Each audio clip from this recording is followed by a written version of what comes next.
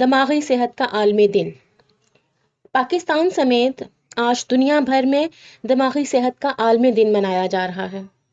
Reports کے مطابق اس وقت دنیا بھر میں 1 ارب کے قریب افراد کسی نہ کسی دماغی عارضے کا شکار ہیں۔ 1992 میں دماغی صحت کا عالمی دن منانے کا آغاز کیا گیا، جس کا مقصد عالمی سطح پر ذہنی صحت کی اہمیت اور دماغی رویوں کے بارے میں عوامی سطح پر آگہی بیدار کرنا تھا۔ مختلف دماغی امراض میں سب سے عام ڈپریشن اور انگزائٹی ہے، جو بہت سی دیگر بیماریوں کا سبب بنتی ہے، جبکہ ہر سال عالمی معیشت کو صرف ان 2 امراض کی وجہ سے صحت کے شعبے میں $1 کھرب کا نقصان ہوتا ہے۔ عالمی ادارہ صحت کے مطابق ذہنی مسائل کا شکار افراد کے ساتھ تفریق برتنا، غیر ذمہ داری کا مظاہرہ کرنا اور ایسے افراد کو مزید تناؤ زدہ حالات سے دوچار کرنا وہ عوامل ہیں جن کی وجہ سے دماغی صحت میں بہتری کے نتائج حوصلہ افزا نہیں ہیں۔ واضح رہے کہ مختلف ممالک اپنے کل بجٹ کا اوسطاً صرف 2% ذہنی صحت پر خرچ کر رہے ہیں۔ ایک اور محتاط اندازے کے مطابق پاکستان میں بھی اس وقت 5 کروڑ افراد ذہنی امراض کا شکار ہیں، جن میں بالغ افراد کی تعداد 1.5 سے 3.5 کروڑ کے قریب ہے۔ ایک اندازے کے مطابق ہم میں سے ہر تیسرا شخص ڈپریشن کا شکار ہے۔ یہ تھی وہ رپورٹ جو کہ آج پاکستان کے تمام میڈیا ہاؤسز پر چلی۔ ہم نے رپورٹ تو جاری کر دی، مگر ہم نے ان عوامل پر ڈسکشن اور دیگر حوالوں سے بات نہیں کی۔ یہ موضوع اس ٹائم بہت زیادہ سینسٹیو ہو چکا ہے۔ ہماری کل آبادی تقریباً 21-22 کروڑ ہے۔ 21-22 کروڑ میں سے 5 کروڑ افراد کا ذہنی امراض کا شکار ہونا الارم ہے۔ ہم ایک اسلامک ملک میں رہتے ہیں اور ایک ایسے مذہب کے پیروکار ہیں جو کہ انسان کو کے اندر ایسی خصوصیات پیدا کرتا ہے کہ وہ ان امراض سے کہ وہ اس قسم کے امراض سے ہمیشہ دور رہتا ہے۔ تو مگر کچھ عرصے سے ہم مذہب سے بھی دور ہو چکے ہیں۔ شاید اس کی بہت بڑی وجہ ہمارا معاشی دباؤ بھی ہے۔ معاشی دباؤ نے انسان کو مذہب سے دور کر دیا ہے، اور مذہب سے دور ہونے کے بعد ہم بہت ساری اخلاقیات اور اخلاقی رویوں اور اقدار سے بھی دور ہو گئے ہیں۔ یہ بات سچ ہے کہ ہم سوچتے ہیں، ہم بہت زیادہ سوچتے ہیں، اور ہم کسی ایک چھوٹے سے واقعے کے اوپر جب ڈپریشن میں چلے جاتے ہیں تو ہم گزشتہ بہت سارے واقعات ہمارے اوپر حملہ آور ہو جاتے ہیں، اور بعض اوقات ہماری دماغی حالت اس اسٹیج تک چلی جاتی ہے کہ ہم میں سے بہت سارے افراد خودکشی کی طرف مائل ہو جاتے ہیں۔ صحت بھی تباہ ہوتی ہے۔ پچھلے دنوں جیسے کہ آپ سب کو پتا ہوگا کہ رواں سال 9 ستمبر کو میرے فیس بک لائیو کا غلط استعمال کیا گیا، اور اسے پاکستان کے اندر ایک بہت ہی 10 ستمبر کو ہونے والے بھیانک واقعے کے ساتھ وابستہ کرتے ہوئے مجھے بطور وکٹم پیش کیا گیا۔ میرا فیس بک لائیو جو کہ ایک بہت ڈیفرنٹ موضوع کے اوپر تھا اور ڈیفرنٹ نکات پہ بحث کر رہا تھا، اس کو اس طرح استعمال کیا گیا کہ ہر دوسرا یوٹیوبر اس کے پیچھے پڑ گیا اور اس نے اسے استعمال کرنا شروع کر دیا، اور جو میرا حتیٰ کہ اس کے اوپر جو میرا مذمتی بیان تھا اور جو میری سٹیٹمنٹ تھی کہ میں وہ وکٹم نہیں، اس کو بھی منفی طور پر استعمال کیا گیا۔ ان یوٹیوبرز نے چند لاکھ ڈالرز کما لیے ہوں گے، چند ڈالرز کما لیے ہوں گے، اور کچھ بھی نہیں۔ اور جس نے مجھے اتنا ڈپریشن کا شکار کر دیا کہ میں ایک ایسے ٹراما میں چلے گئی جس سے نکلنے کے لیے مجھے اپنی پوری ول پاور استعمال کرنا پڑی۔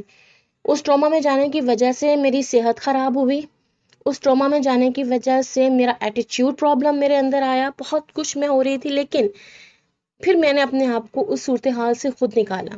دیکھیے، آپ اپنے خود بہت اچھے سائیکیٹرسٹ ہیں۔ دنیا کا سب سے آسان اور مشکل ترین کام یہی ہے کہ کسی بھی حوالے سے خود کو سمجھانا، اور میں نے اپنے آپ کو سمجھا لیا کیونکہ میرے ساتھ میری فیملی تھی، میرے ساتھ میرے چند ایک دوست تھے۔ ہاں، میرا شکوہ تھا، میرا غصہ بھی بہت زیادہ تھا کہ وہ میڈیا ہاؤسز، وہ میڈیا پرسنز، وہ دوست جن کے ساتھ میں ایک طویل عرصے سے تھی، ان میں سے کسی نے بھی مذمت نہیں کی میرے لیے۔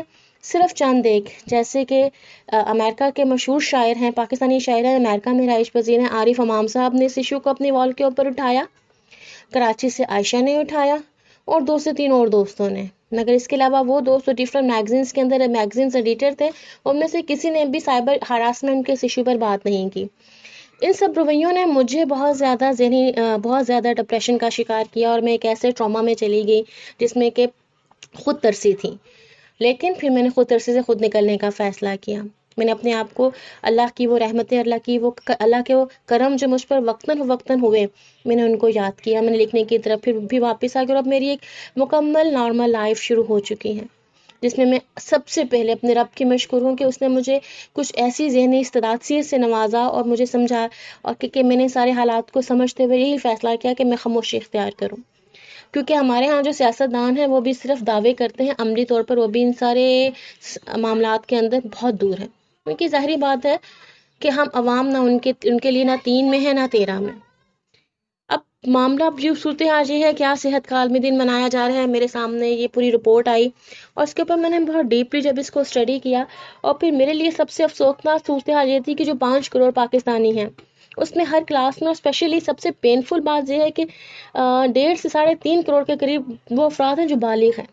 اب بالغ افراد کے اندر ڈپریشن آ جانا، 3.5 کروڑ بالغ افراد ڈپریشن کا شکار ہیں، جس میں مرد بھی ہیں اور عورتیں بھی ہیں. اور اسی ڈپریشن اور اس میں بہت سارے عوامل بھی ہیں، کسی کو بے وفائی ہے، کسی کو معاشی تناؤ ہے، کسی کو دیگر مسائل ہیں. لیکن ہمارے ڈپریشن میں جانے کے بہت زیادہ وجوہات جو ہمیں مرکزی وجوہات کے اندر ہے ہمارے جذباتی اور معاشی دباؤ. جذباتی دباؤ کو میں اس لیے کہہ رہی ہوں کہ بے وفائی، ہمارے ہاں ایک غلط انسان کے ساتھ دل لگا لیا جائے اور جب ہماری زندگی سے نکل جاتا ہے تو ہم اس کے اوپر خدا کا شکر ادا کرنے کی بجائے ہم بہت زیادہ ایک فیس میں چلے جاتے ہیں سیلف پٹی کے کہ اس نے ہمیں کیوں چھوڑا. میرا یہ موقف ہوتا ہے کہ جب ایک بے وفا انسان آپ کی زندگی سے نکل گیا تو آپ کو اللہ تعالیٰ کا شکر گزار ہونا چاہیے کہ اس نے غلط لوگوں کو آپ کی زندگی سے نکال دیا. آپ کے لیے موو آن ہونے کا، آگے بڑھنے کا بہت زیادہ موقع ہے، اور میرے بہت زیادہ چانسز بھی ہیں. ہر حادثہ ہر جو اختتام ہوتا ہے وہ ایک بگننگ کی طرف لے کر جاتا ہے. اب جو ڈپریشن کے حوالے سے جو آج کل یہی بات ہو رہی تھی، یہی بات ہوئی کہ جس قسم کی صورتحال میں ہم ہیں، معاشی دباؤ نے ہمارے پورے وجود کو، ہمارے پورے معاشرے کو ہلا کر رکھ دیا ہے. اور جو دیگر ایشوز کا شکار ہیں ڈپریشنز کے حوالے سے، جو سیکشول ڈپریشن کی طرف چلے جاتے ہیں، ان کے کارنامے ہم ہر روز دیکھ رہے ہیں. کہیں پر 1.5 سال کی بچی، کہیں پر 10 سال کا بچہ، کہیں پر 6 سال کی بچی، کہیں پر 70 سال کی خاتون. تو اب صورتحال یہ ہے کہ ہمیں ان ایشوز پر بات کرنی ہے، اور گراؤنڈ ریالٹیز بھی یہی ہیں، اور اس کے ساتھ ساتھ یہ ہمارا سماجی اور اخلاقی فرض ہے کہ ہم آگے بڑھیں اور ہم ان ایشوز پر بات کریں. یہ ڈبیٹیبل ہیں.